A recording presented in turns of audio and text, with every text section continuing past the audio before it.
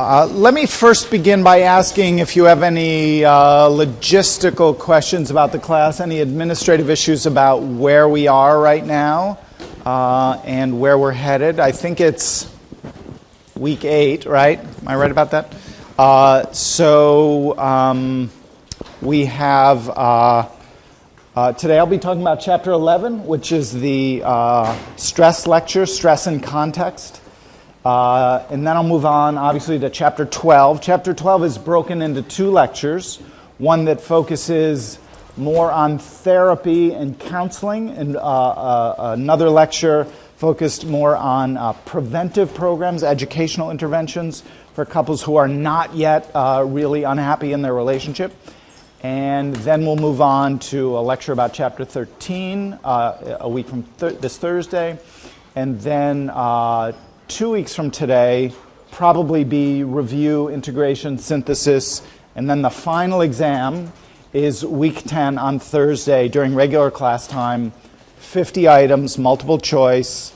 It'll look very familiar to you because it'll be very similar to the midterm in format, number of questions. But of course, each question is worth a little bit more. Okay, so that exam will weight more heavily. It's not a cumulative final, and it will be on the last day of our class, Thursday of week 10. Okay, just to get that out. I'm happy to entertain any questions in a minute. I just want to let you know 2 other useful bits of information. One is I will be providing you with a study guide. I hope to work on it this weekend.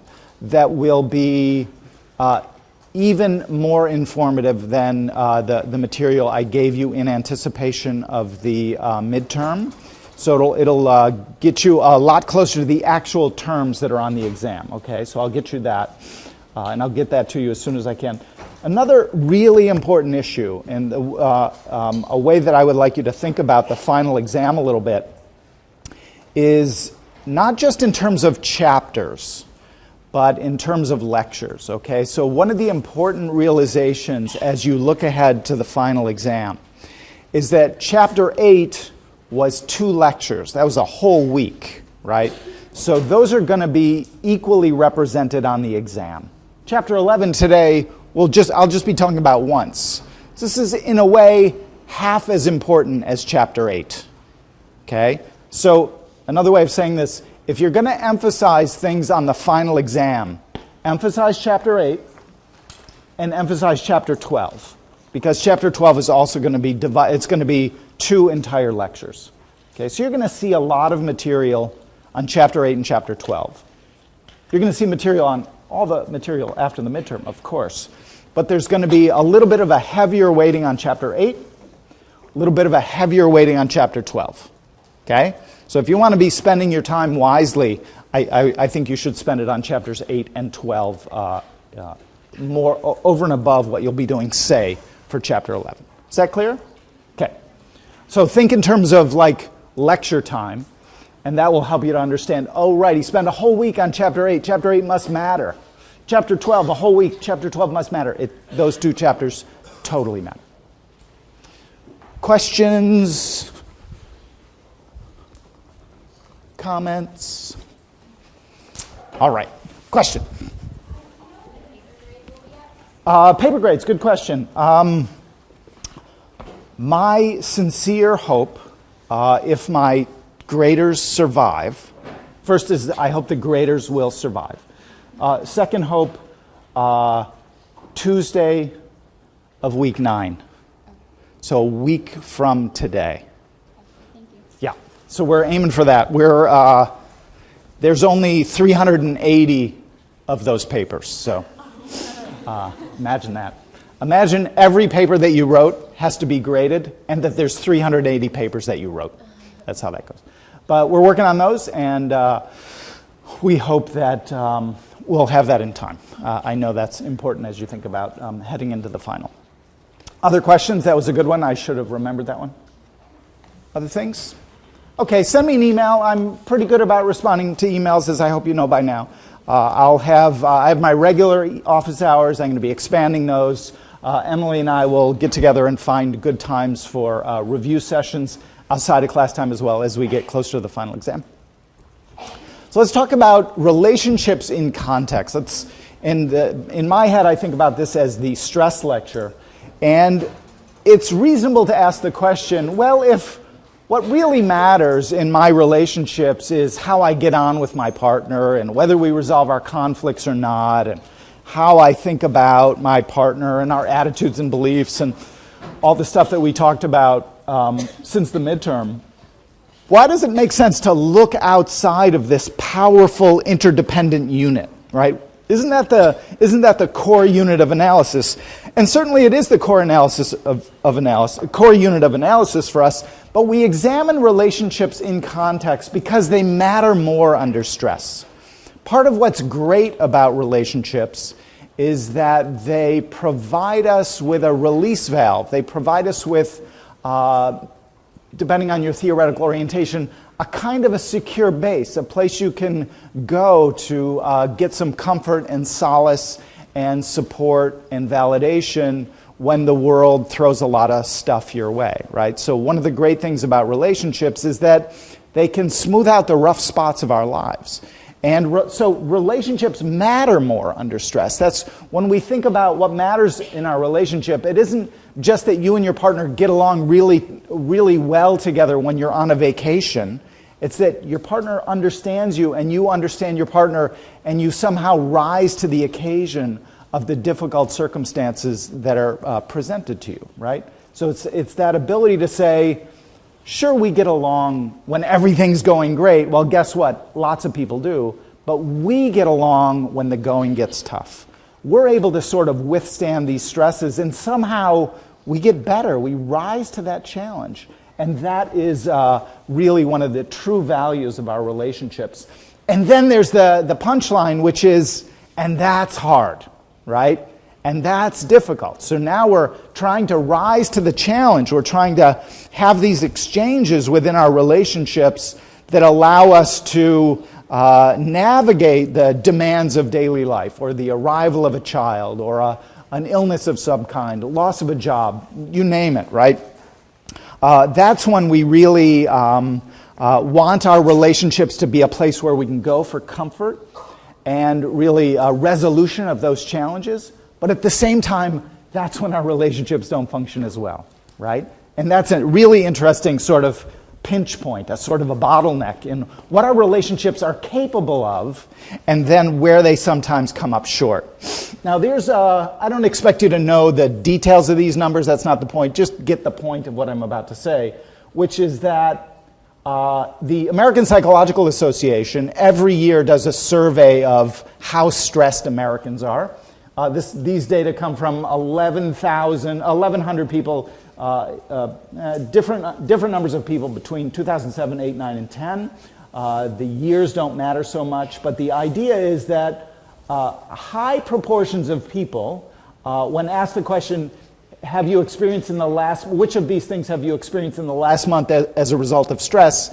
Many of us say things like, yeah, I get irritable and angry. I feel really tired and exhausted. I sort of lose motivation. I lack interest in things. I feel nervous. I feel anxious. I have physical symptoms like a headache. I feel depressed. I feel sad, right? People are stressed. We live lives that are challenging. They're difficult. We live in a very competitive society, and we're trying to make the best of it, right, given the resources that we have and the goals that we have. And people have these experiences as a result. So what do we do? What do we do to manage stress, right? Well, we listen to music, and now the question is, what helps you to manage stress? And you might all have your own strategies for managing stress. Listening to music, exercising are really good ones, obviously. Spending time with your friends or your family, good thing, right? Your relationships with other people are often where we turn for comfort. We read things, we watch TV, we engage in prayer and other religious activities. That's how we manage stress. But what causes stress? Well, one of the big causes of stress is our relationships. So the very thing that we want in order to offset the effects of stress in our lives, turn to somebody else who says, yeah, it's rough, but you'll get through this. I've seen you get through things like this before. You have an amazing ability to get through difficult circumstances, and I know you can do it, right? To hear that from someone who knows us and loves us is a powerful experience. And yet, the very source of our stress might be that same person, okay? So that's what's interesting about relationships, is that the person who can help us the most is also the person who can annoy us the most, right? And that is the problem that I want to talk to today. Here is a way that you should not respond. At the end of today's lecture, I'll give you some advice, which I don't usually do, but some advice for managing stress in relationships. Here's a really bad way of managing stress in relationships. You come home at the end of the day, and you've had a hard day, lots of stuff going on, and your partner says, hey, I've had a hard day, and I've had a lot of stress going on today. And if you say, oh yeah, my stress was worse than yours, guess what? That is not a good exchange. That is not an exchange where your partner is going to say, oh really? I'd love to hear more about it. They're going to say, why don't you pay attention to me? Right? So this is the phenomenon. You've got a monkey on your back. I've got 3 monkeys on my back. So the idea isn't to say, oh, here's how much stress I have. Here's how much stress you have. Let's have a debate about who gets the attention and the comfort and the nurturing in our relationship, right? That's not the solution. The solution is to say, dang, we've got 4 monkeys in this room. How are we going to solve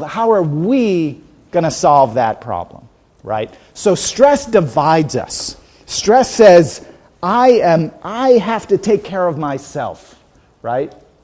I have to attend to my feelings and my negative emotion, the fact that I feel like I didn't do as well as I could have, the fact that I'm really going to be on stage tomorrow and I really have to perform in a certain way, right? The idea about stress is that it sort of organizes us to focus on ourselves. And in relationships, that can be very costly. Right? So in relationships, one of the rules that I think is true about relationships is the way to take care of yourself is to take care of somebody else. And hope that you can trust your partner to reciprocate that gesture. Right? So stress divides us. Stress naturally makes us focus on ourselves. It naturally makes your partner focus on themselves. But really the great opportunity, the great potential of our relationships is for us to say, not that I have 1 and you have 3, or I've got 1 and you've got 6, but that we collectively as a unit have 4. Let's deal with that. Let's you and me figure that out. So, otherwise identical relationships, if you can sort of have an imaginary pair of relationships that are otherwise perfectly identical, right? Those 2 relations, this is another reason why we think about relationships in context. This is why any complete understanding of intimacy and closeness and connection has to be recognized in these contexts that I'm about to outline in a minute. One reason is that if you were to take 2 identical relationships and put one in a great setting, you know, things are going well, everything's working, life is good, and you take the exact same couple, or essentially the same couple, and put them in a very difficult relationship, those are different relationships. The exact same people, everything that you know about attachment and personal histories and personality traits, everything you know about that, everything you know about how people maintain their relationships and nurture one another, guess what? All those things work much more in your favor when your stress level is low than when it's high. So I put up this picture of this guy on a bike because when the going gets tough, when the hill starts to get steep in our relationship, then we start to sort out, right? Then we start to say, when everybody's in a low-stress sort of environment, you don't really distinguish between relationships. Everybody can sort of go at a good pace. They can go at a pace that's determined only by themselves. But if you throw a hill in the middle of that route, all of a sudden you start to see people sort themselves out, right? That's what happens in a bike race. Now the truly fantastic people really start to separate themselves out from the pack. Those are the couples who somehow figure out a way to understand stress, to manage stress, and to do this really complicated thing, which is to see something invisible, right? So stress is an invisible force in our lives, and it's especially an invisible force in your partner's life. But if you can say to your partner, wow, I see that you're stressed, how can I help you? Then you've sort of managed to be the kind of couple that allows you to say, even if there's a hill in this path, in this route, we're gonna accelerate on this path because we've figured out a way to take care of each other. So the term that I use in the book and that I'll use in this lecture, you'll see on the exam, is context and niche. So how do we define that? How do we define everything outside of your personality and your personal history, everything that's outside of how you and your partner interact? We think of context and niches as things like developmental transitions. So moving to a new job, moving to retirement, the arrival of your first, second, third, fourth child, different situations that you encounter, different incidents like a traffic stop or a burglary that might have happened in your neighborhood, and the chronic and acute circumstances that spouses and couples encounter. So it's all the stuff outside the immediate domain of two people and their personalities and their conversations. Okay? So here's some examples. Chronic, I think you all know, means not just weed. That's how the rappers talk about chronic. That's not the reference here, just in case you were confused.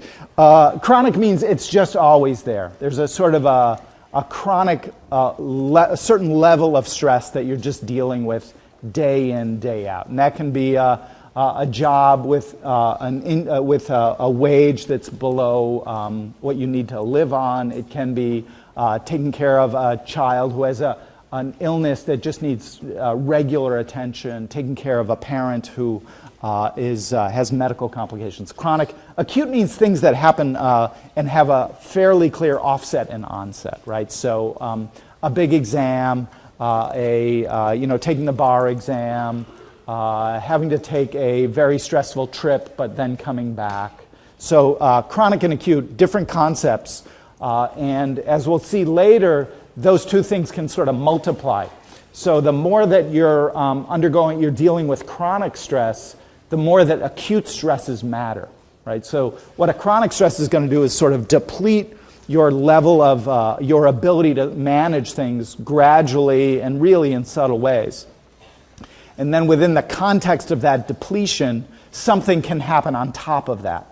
That makes your life and your relationship struggle. So you can, for example, take public transportation, and that would be if that's how you got to your job every day, and it was in Los Angeles, and you had to be on the bus for 90 minutes going to work and 90 minutes coming home from work, that's a chronic stress. It happens every day. Eventually you get used to it, but it sure would be much better to have a limousine driver, right? So that's the way you get to work every day. That's your chronic stress. And then the acute stress is there is a bus strike. Now you need to figure out how to get to work. And those two things multiply and become especially costly. Here's some examples of different kinds of stressors. So the upper right-hand corner, you wouldn't think this would be a stressor, but the arrival of a child really does necessitate two people in a relationship taking on new roles, really having new responsibilities, new obligations, having to coordinate their actions in a new way, right? Bringing in family members, changing work schedules, maybe mom or dad is not working as much as they used to. So the couple in the upper right is dealing with a contextual issue just as much as any of these other couples are. Here is a young couple figuring out their taxes. That's stressful. Here's a guy who just came back from Afghanistan, and he's calling his wife and telling her that he's been injured somehow. He's alive, but he's been injured. And that couple, those two people in that relationship are going to have to make sense of that. They're going to have to adjust to that. That's going to be part of their relationship. And it's part of what makes relationships so powerful, but it's also what makes relationships difficult. This is a couple whose baby was born with a heart defect in the lower left corner, and that baby, shortly after that picture, passed away. And this is an issue that that couple's going to have to deal with. It wasn't their choice. They didn't have any control over this issue. They just have to manage that. They just have to deal with that circumstance. The upper left is a father talking to his daughter, and she has made the unfortunate choice of wanting to go to USC. It's a very sad situation. It brings about conflict in this relationship, and the mom somehow is going to play a role, and that's going to be a family issue. Having a teenager and having a person in the home who is going to be making choices, be making decisions, thinking about leaving the home, thinking about making choices of their own, can add to a lot of stress in couples' lives. What's interesting about stress when you have a teenager, which is different from stress when you're having a newborn baby, is that if you are having relationship stress with a teenager, chances are your marriage has, your partnership has already survived to that point, right? So that stressor arrives in a relationship that already has a lot of experience dealing with those sorts of stressors all along. Whereas a younger couple might be dealing with new stresses for the first time. The couple in the middle, in the top here, that was from China when there was an earthquake, and this couple sent their daughter to school that morning, and the school she was in collapsed and killed her. And that is a couple that's just going to have to deal with that for the rest of their lives. And stuff happens in our lives. Stuff happens to us. It happens to people we love, to people around us who we care about deeply. And we have to integrate that into our views of the world. And we, as relationship partners, where the inclination is to divide and get pushed apart by stress, the real challenge, the real mission that we have at that point is to say, how can we sort of figure this out as a team? How are we going to integrate this into who we are, even though it's the worst imaginable thing that could ever have happened to us? How do we get past this? How do we take care of one another? How do we take care of ourselves? Well, in relationships, there are lots of stresses, lots of challenges. And partly that's because not only do I have the stresses and strains of my daily life, but I'm in a relationship with a partner who has stresses and strains, right? So part of what you get when you move into a relationship is not just the resources and capacities of another person, as we learned about in Chapter 7 when we talked about expanding our sense of self, right? But we also expand to include the stresses and challenges. And when we come together in a dyad, we come together with another person who has different ideas, different backgrounds, different stuff, different baggage that they brought into the relationship. And this is from a study of 1,000 newlywed couples, just a self-report questionnaire of the sorts of problems that you deal with in your relationship. Money problems are big. People bring debt into their marriage, and then you have to sort of climb your way out of that debt. Balancing a job and a relationship is difficult.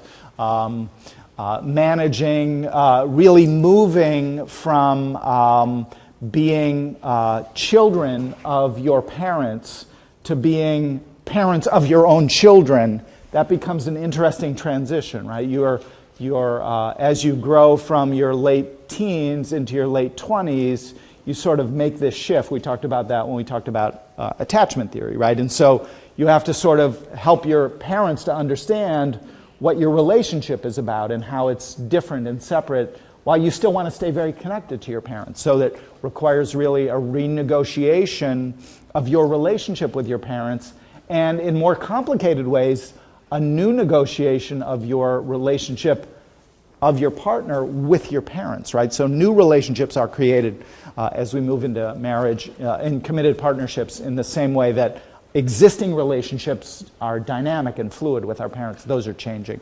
So these are some of the issues that people report when they're newlyweds just starting off a new marriage. Financial decisions. Children, if they're on board, also tend to be a source of stress, mostly because when a child has an issue, it's an issue right at that moment, right? It's an issue that has to get resolved. Like homework has to get done, a doctor's appointment has to get scheduled, there's a play date that has to happen or not, there's things that, the child's hurt themselves, they need to get care right away. So there are lots of different demands. The point of this slide is that, there are lots of different challenges. They're financial, they're based on our obligations to other people, other important people in our lives. But at the same time, what I think is true about stress is that we can gain mastery over it, right? So part of what we're trying to do in our relationships is recognize not that we live stress-free lives, but that when stress does come up, we're prepared for it. We've been able to manage it. We as a unit have been able to take care of it. I love this older couple drinking glasses of wine, and the guy says, over the long haul, it's been a long haul, right? It's not like over the long haul, we've only had every day being fantastic and great, and it's always sunny, and life is fantastic for us. Life is life, and we've been able to manage it. It's been a long haul, but we've sort of gotten the upper hand on that. So let's talk a little bit about, those are the reasons why we think about context. It's a little bit about what the context involves. But I also want you to think a little bit about some of the more precise language that we might use, a framework that we might use for thinking about stress in relationships. And this is from your book. I think it's figure 11.2 in the book. But the idea is that in the middle of these concentric circles is your relationship. So everything we've been talking about up to this point in the class is sort of all been lumped into that one little bundle in the middle, right? That's sort of the target here, the center of that. With the recognition that our relationships are surrounded by a lot of forces that can make our relationships better and worse. So right around our relationship, by the way, I don't think you need to know those terms. You see the terms right in the middle there? Microsystem, mesosystem, exosystem, macrosystem. I don't think you need to know those. I'll verify that on the exam. In fact, I will make sure that you don't really need to know them because they're not, the terms don't matter. What matters is the idea. And the idea is that when we're in a relationship, that relationship itself is embedded in other sources of influence. So, for example, that one ring called the microsystem there, that's what our home is like, what our workplace is like, what our church and religious groups are like, what our neighborhood's like, what the schools are like around us, what our peer group's like, right? So your relationship is really a private domain for you, and that's what makes it great, is that you have the chance to be private, to be close, to be intimate with your partner, but you cannot believe that it's cut off from all of these other what are called microsystem sorts of forces operating on us. And at the same time, those elements of the microsystem are connected amongst themselves, right? So now you may have people who are in your church who are also in your workplace, right? So there's more integration there. Maybe that's a good thing, maybe it's a bad thing, but now people vary not just in the exact environments that they find themselves in, but the extent to which there's sort of an integration amongst those environments, right? So one of the examples I like to give is how many of you went to a school that was really in your neighborhood? How many of you went to a school that's right in your neighborhood? It happens for a lot of you. How many of you went to a school that was miles away from your neighborhood? Guess what? Those two groups of people have totally different friendship networks, right? So the play date for that last group involved coercing your mom to put you in the minivan and say, "Mom, could you drive me 15 miles to my friend's house?" Whereas the people in the first group walked out of the house in the morning, didn't tell their mother, and just went and hung out in their next-door neighbor's living room, right? Those are totally different experiences just because your school happened to be different from where your home was, right? So that's the idea behind the mesosystem. Meso means the middle part. Then there's an exosystem, which is on the outside of that. We tend not to think about these things, but now we're talking about how good is the educational system. right? How good are the schools around us? How good, what is the mass media telling us? Different countries even are going to have different abilities, different freedoms to disclose different things about what really does happen in the world, right? And that information is going to affect who you are and who your partner is and what you're learning about what your country is doing and how you feel about that. It's going to, commerce and industry is going to be critically important to the job opportunities that you and your partner have, right? And so if the economy is thriving and doing well, then guess what? There's going to be flourishing workplaces. Your neighborhood's going to be safer. The tax base is going to be higher. There's going to be more police. There's going to be better teachers, right? So the world is going to, you don't really realize it, but the world will be a better place, and you will benefit from the world being a better place. And that will directly come into play in the relationship that you and your partner have. Because now you're not talking about the crime rate in your neighborhood. Now you're not talking about how bad your kindergarten teacher is for your child, right? You're sort of growing and learning new things rather than being beset by the negative emotion that a constraining exosystem might have on us. So the idea is that in each of these layers we get some support, and in each of these layers we get some stress, we get some challenges. Things happen that might create some adversity for us. And that we're affected by these proximal. Proximal means really close, like immediate stuff, the circles that are right around our relationships, right? So how long your commute is, whether you have a safe neighborhood, whether the people around you are your friends or not, or whether they're strangers. Things like even whether your neighborhood is full of people who rent, and so they're turning over all the time, versus people who have lived in the neighborhood for decades and decades. Right? Those are different sorts of environments that you will be living in. So there's proximal forces, things that are right around you that are going to affect your relationship, but those themselves are constrained by the outer sources like economic issues, beliefs and attitudes about gay and lesbian relationships and non-traditional relationships. All of those things are going to filter through to affect what happens within the center of your relationship and of this figure. So we think that proximal forces, things like how much time you have to spend together. So if you're commuting a lot, you don't have as much time to spend with your partner, that those are going to be shaped by these outer demands, right? So if the economy is good, then maybe you're getting paid properly, maybe you don't have to work as much, and you have more time for yourself and your family. You have time to take a vacation. You're not constantly worried about your job. Because if this job doesn't work out, the economy's good enough that you'll find another one, right? So proximal forces come into our relationship because of these, distal forces come into our relationship through these proximal forces, and distal influences operate through proximal factors. So to the extent that we have moved and are moving toward the legalization of gay and lesbian relationships, what that means is that there are many, many couples now who have health insurance, who have benefits that allow them to be close to their partner, who allow them in times of need to actually be able to go to the hospital and have legal rights over the medical procedures that are performed on their partner, right? So that is going to affect that dyad. So there are these broader institutional forces, these broader cultural forces that we often don't think about, but are really powerful in our relationships. And you'll recall this, a lot of this language, a lot of these ideas from our discussion of social and contextual influences from our theory chapter.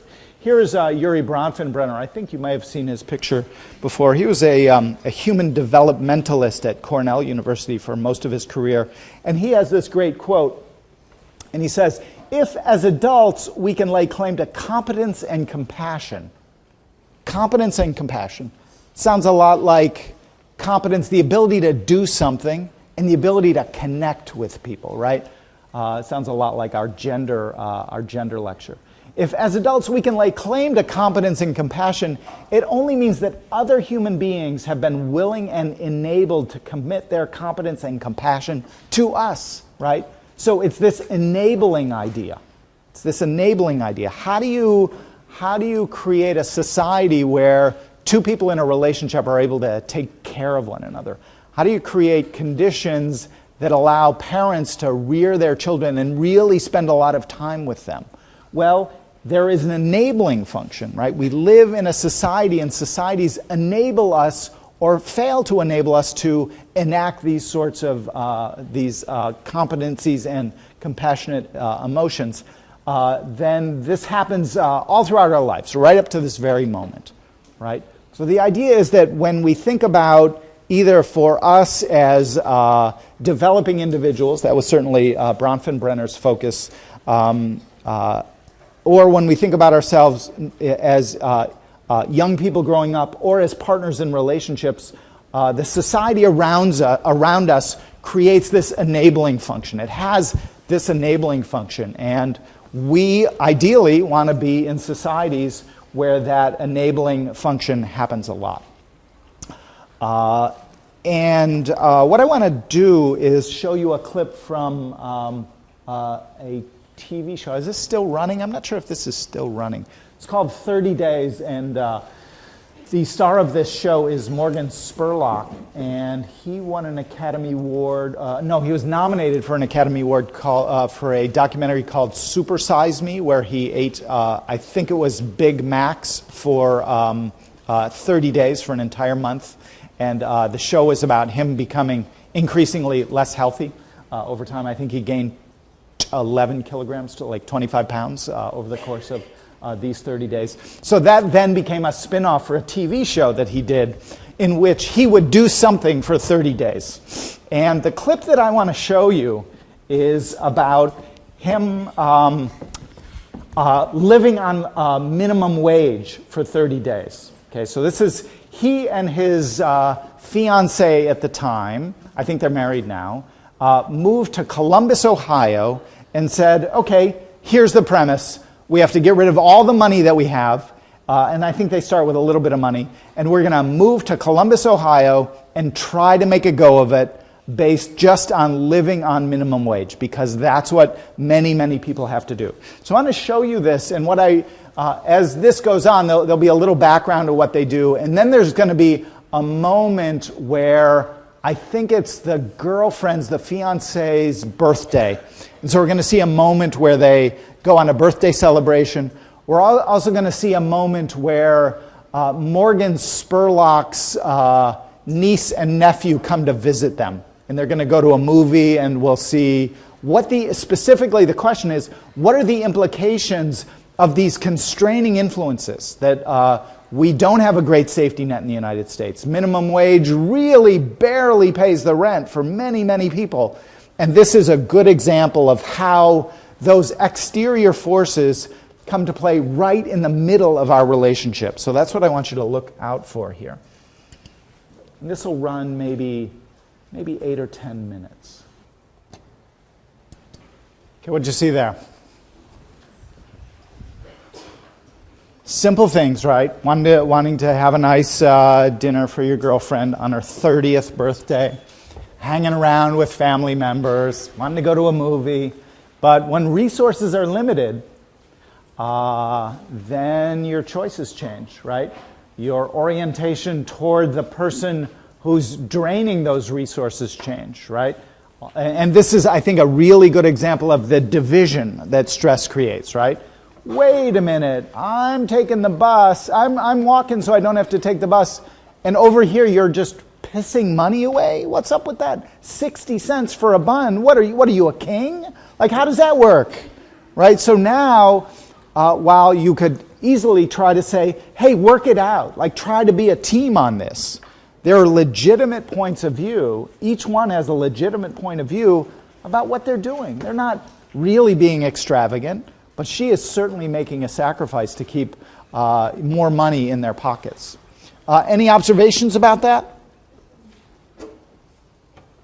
So this happens in our lives, right? In The current statistics in Los Angeles, for example, are that about 45% of everybody in Los Angeles rents their apartment rather than owning it, which is, I think, one of the highest rates in all of the U.S. And of those people who rent, they spend a high proportion of their income on their rent, right? A really high proportion. So we are really in complex worlds where it takes some cash to really just subsist. And when challenges come, one of the parts we didn't see of this video was when they each, Morgan Spurlock works as a gardener. He gets a job as a gardener and hurts his wrist and has to go to the doctor, and she has another medical problem, and it wipes out all of their money.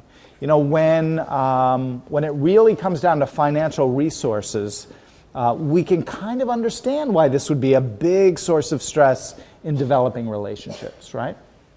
And the idea is it comes into play right into the center of our relationship. I'll get your question in a sec. One of the things I love about this video is this is totally fake, right? This is two people who are Hollywood superstars, and she, I think, is a famous chef or something. And she was still crying about her birthday, right? This is, even though she knows that at the end of this month I'm checking out of here and I'm going back to my condo in Manhattan, it really sucks to not have the opportunity to take care of yourself, take care of your partner on these special days, right? Question here? Well, I was just thinking, like, in reality, knowing how much they have in their account, I don't think they would be spending that much money at the movie theater. So I think it was just kind of like, I didn't believe that moment. Yeah, them going to the movies. Yeah, because even if your children, you're struggling in real life, your children understand. They're brought into it. Yeah. So I don't think in real life your children, they'll be more like, no, it's okay, Dad, it's okay. So I think it was more understanding of her, like, you don't have money, you don't have time to your children can go to the park like how you Yeah, right. Yeah. And these weren't even their own kids, so it's a little constrained. Absolutely, yeah. Other thoughts on this video? Yeah. I don't know, going back to the kid point, I felt like maybe it didn't illustrate like having kids, but it did illustrate being in a social world. Like, you're often surrounded by people who aren't in the same situation as you, who want to go out and spend more. Yeah. And there kind of comes this point where it's hard to say no every single time. Like, you want to be able to go out and have a good time, and we live in a world where like money is a big part of having friends. Yeah. It's expensive. Right. Yeah. We live one of the when you think about stress and things that offset stress, those are really social forces. Those are really social processes, and because in the same way that we might think of this couple as seeming a little unusual because the kids would have adjusted, we might also imagine that the parents might have been able to jump in and help out, right? Or that the parents might have been a drain, or that the brother might have had some problems and he would have had to come in and move into their tiny apartment. So the idea that a big part of who we are is not just social beings in relation to one another, but social beings in relation to other people. And they make demands on us, we make demands on them, and they may, and we compare ourselves to other people. And that's difficult, yeah. I'm thinking that there are actually effects of scarcity, that financial scarcity can limit people's like cognitive resources and make them like look at things at a very narrowed way. I mean, even though these people, I mean, this couple is like very rich, probably, yeah. But only like 20 days or so, you can see their mindset are going into that kind of like a very narrowed way of thinking about it. And that's right. So scarcity can change our views of what we have and what's appropriate for us and the choices that we make. So, and we've all felt this. I used to be a student. I used to be really poor. I'm still kind of poor. And, and when things get tight, that's an emotional experience, right? That doesn't feel good. And we look for other people who can help us out. Other comments about this, and I want to move on. Yeah, one last one. The money issue, they can just realize how dependent they are on each other. So I don't think he could afford that apartment by himself if it was just like him on minimum wage. But realizing that he has her helping him Yeah. would be like a great advantage. Yeah. Even though things aren't so great with us right now, without you it would be even worse. Right? There's a real one of the values of a relationship is a financial value, and there's an economy of scale that it really is cheaper for two people to live together and to share their resources than for those two people to each have their own place. There are financial advantages and complexities that come with that. Okay, so let's get some language around this. How exactly, how should we think about this issue in more specific terms, outside the context of this example? And specifically, how do stresses and context get inside of our relationship? And we think about this by stress affecting what we talk about with our partner. So now, here's what we're going to talk about, the 60-cent bun. After this movie is over, she's going to be fuming at him halfway through The Incredibles. And then they're not going to talk about how great it was to watch this movie. She's going to talk about how pissed off she is about how much money he spent, right? So they're not talking about all the fun things that they're able to do. Stress sort of focuses our attention on the stress. If you have less stress, you're not talking about stress. You're talking about how great your relationship is and the fun things you can do that weekend. Stress affects when we talk to our partners. One of the things that happened when I was growing up, my dad was a teacher, didn't make any money. My mom didn't work because she was raising me and my 4 siblings. My dad would go to work at night. He had to get another job at night. Guess what? That was time that my parents weren't snuggling, right? They just weren't hanging out with each other. That was a different sort of conversation that they were having, right? So our work schedules constrain how much time we have with our partner. They just do. They might constrain where we talk to our partner. So now this couple is having their disagreement over money in a 7-Eleven, right? So that is the Morgan Spurlock couple. That's where they have their disagreements, right? So now it erupts right in the middle of in front of your kids, becomes an issue that you have to deal with. The issues become really salient quickly. Obviously, it affects the emotional tone of how we talk to our partner.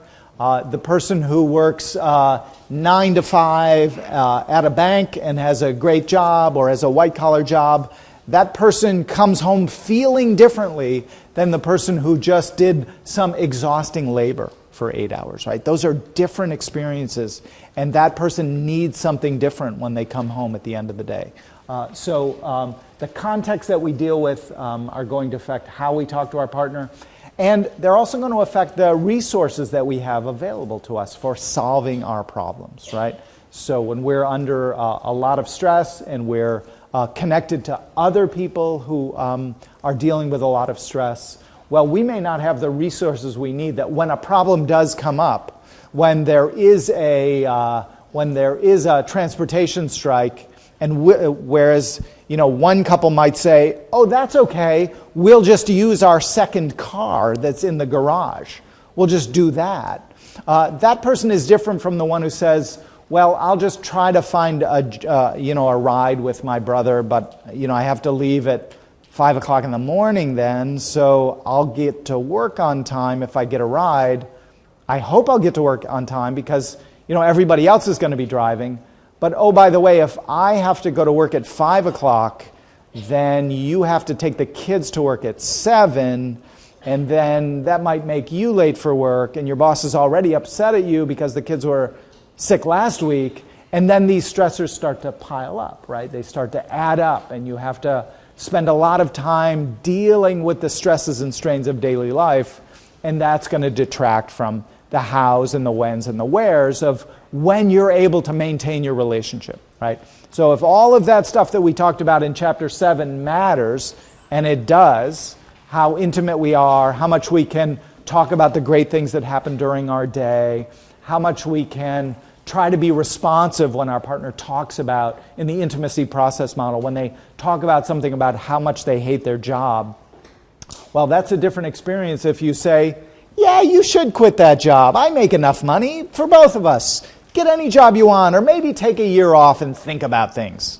You know, that's really different from the person who says, quit your job. We need that $7 an hour. That's the only thing that we've got to put food in our refrigerator.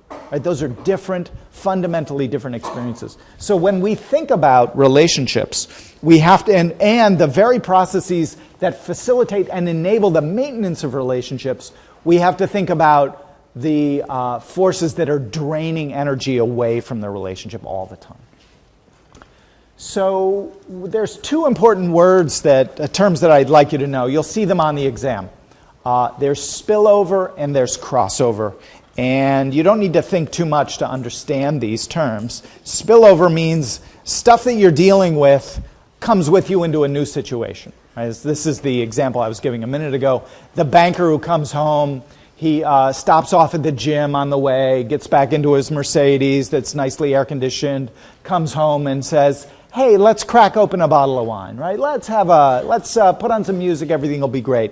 Well, that's a sort of a spillover. There's not a lot of negative emotion spilling over, but that's really different from even the banker who just got screamed at by his boss that day and said, well, you just made a huge mistake. All of this, the decisions that you just made cost this company a lot of money, and your job is vulnerable right now. Right? Those two guys, even though they both have a high degree of status in the world, they come home in a different emotional state.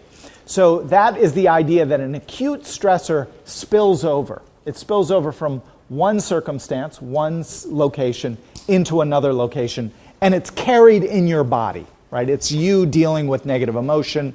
And my colleague here in psychology, Rena Rapetti, did this really cool study of ATC. That means air traffic controllers. That's what that ATC is. And that's what that booth is there on the left. These are the people at LAX who land the planes, and they do it 60, 70 times an hour. They are just bringing down huge planes all the time.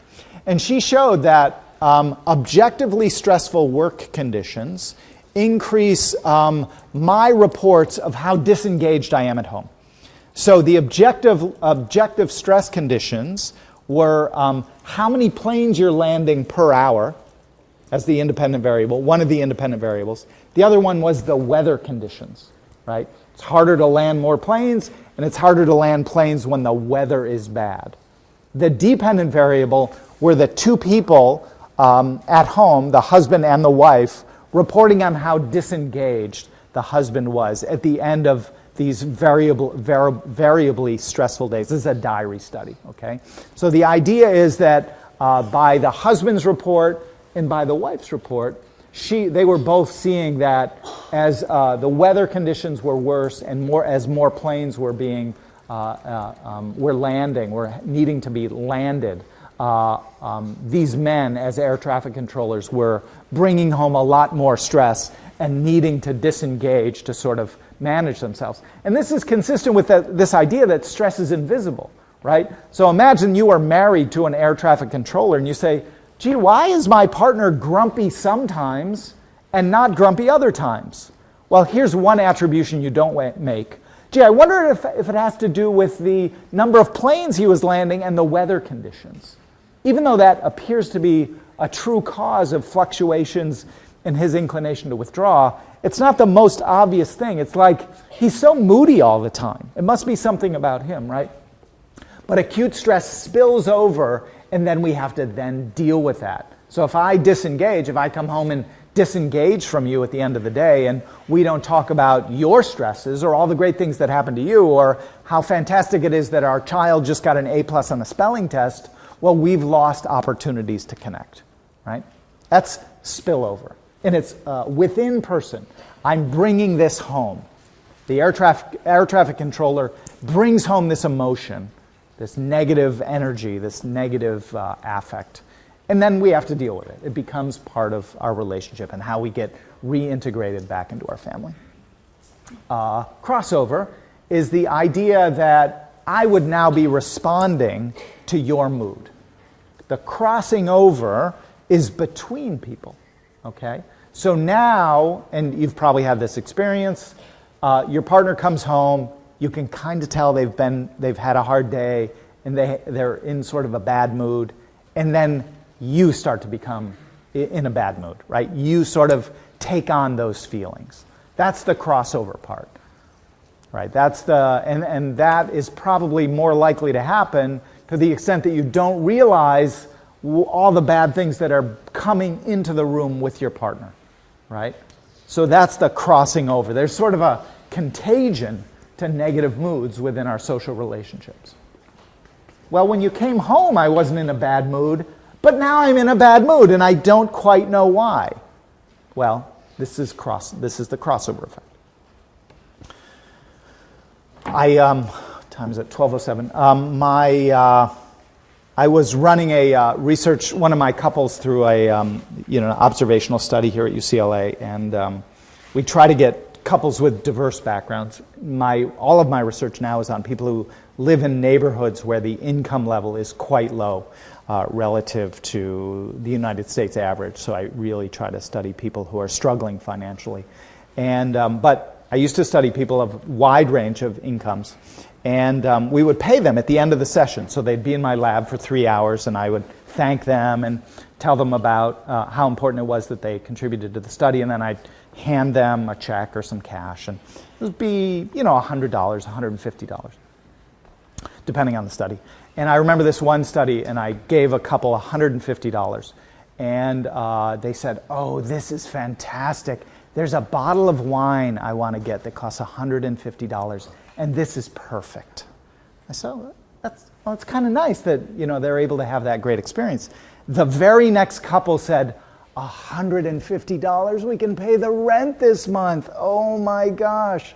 And the difference in their emotion is profound, right? Like the exact same amount of money for one couple is just a lark. They'll blow through it in an hour, and they'll have a great bottle of wine. It'll be fantastic.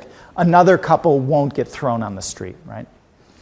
So acute stress matters in an interesting way.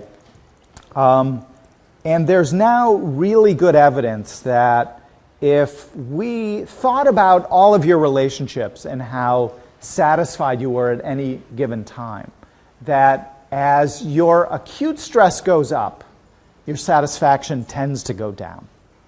Okay? So part of why your feelings about your relationship fluctuate is because you're dealing with more stuff. Right? So we talked a lot about how stress can get into the center of your relationships. Now what we're saying is that there is an association between fluctuations in acute stress and fluctuations in your satisfaction. So there's a sort of more of a general readout of how things are going. Relationships do better under conditions of lower levels of acute stress. And what's interesting is why that might be. And I have this sort of teeter-totter here, this sort of playground equipment showing that it goes in the opposite direction. When one thing goes up, the other thing goes down. That's how these things relate. And part of the reason is that, as someone was just saying, that we're much more critical of our partner under conditions of acute stress. When we're under a lot of stress, we can't make those kinds of attributions that discount what's going on with our partner, right? So if you're married to an air traffic controller, he comes home and he's in a bad mood. Maybe if you're not under a lot of acute stress, you're able to say, oh, he must have had a bad day at work, or maybe there's a bad commute or something, or, it is kind of cloudy today and maybe he had a lot to do. I'll just let him go and go read a newspaper or watch the sports or the news or whatever he wants to do, right? But if I myself have been dealing with a lot of acute stress, so I'm the person who is the air traffic controller is coming home to, I'm not as able to generate those convenient explanations for his behavior. I'm going to say, why doesn't he pay attention to me for a change? Like, why doesn't he notice that I'm dealing with a lot of stress? He always does this. He's so responsive to stress at work. I wish he would deal with that better. He's not really good at managing stress, right?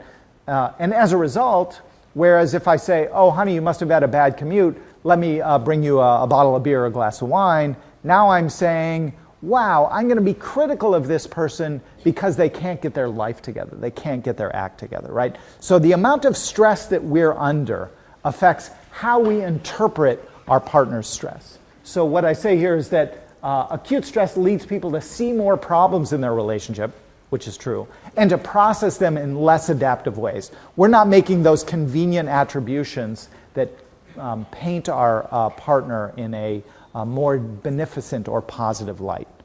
So our cognitive options change.